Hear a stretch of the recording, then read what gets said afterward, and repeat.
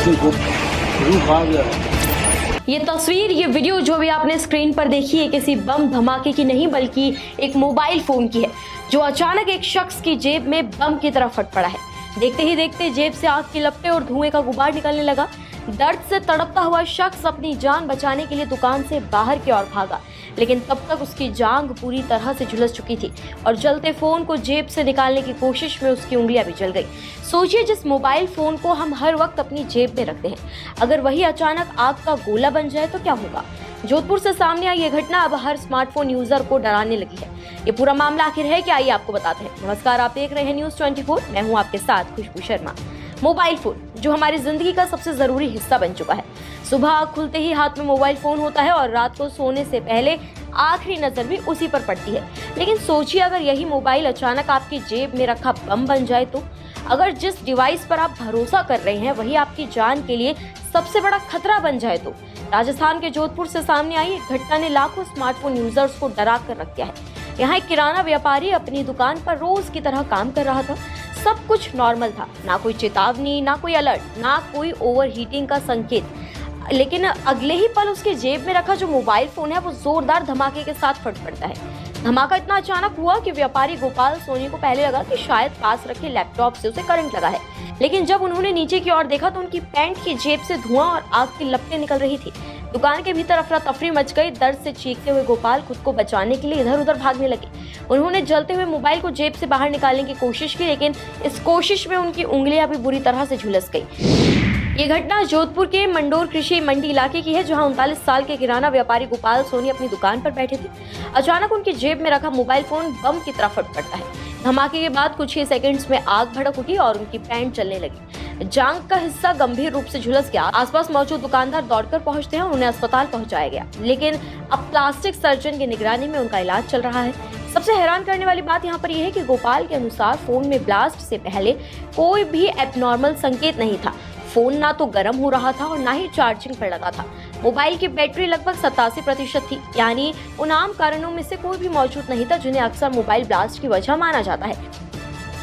दरअसल गोपाल सोनी ने बताया है कि उन्होंने 2 साल पहले वीवो कंपनी का मोबाइल फोन खरीदा था और वो नॉर्मल तरीके से उसका इस्तेमाल कर रहे थे। आमतौर पर माना जाता है कि 100% से ज्यादा चार्ज होने या रात भर चार्जिंग पर छोड़ने से फोन फटते हैं, लेकिन हादसे के वक्त मोबाइल सिर्फ 87% चार्ज था।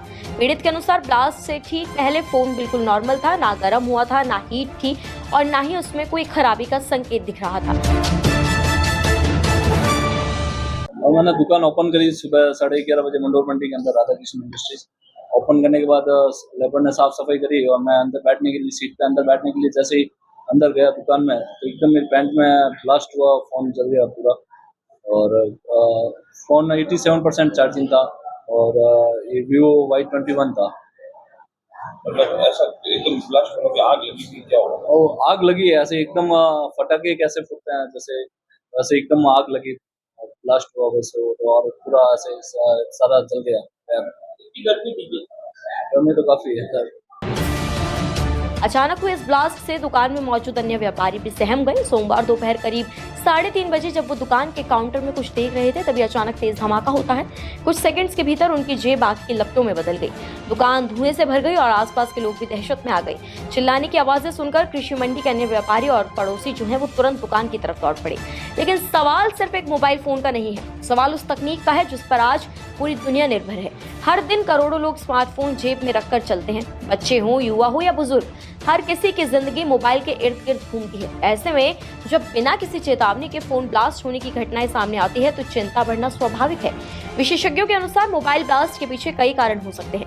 बैटरी का खराब होना, ओवरहीटिंग होना, नकली चार्जर का इस्तेमाल, लंबे समय तक धूप में रखना या फिर बैटरी के अंदर तकनीकी खराबी। लेकिन कई मामलों में बाहरी संकेत बिल्कुल नहीं दिखाई देते और यही सबसे बड़ी चिंता की बात है।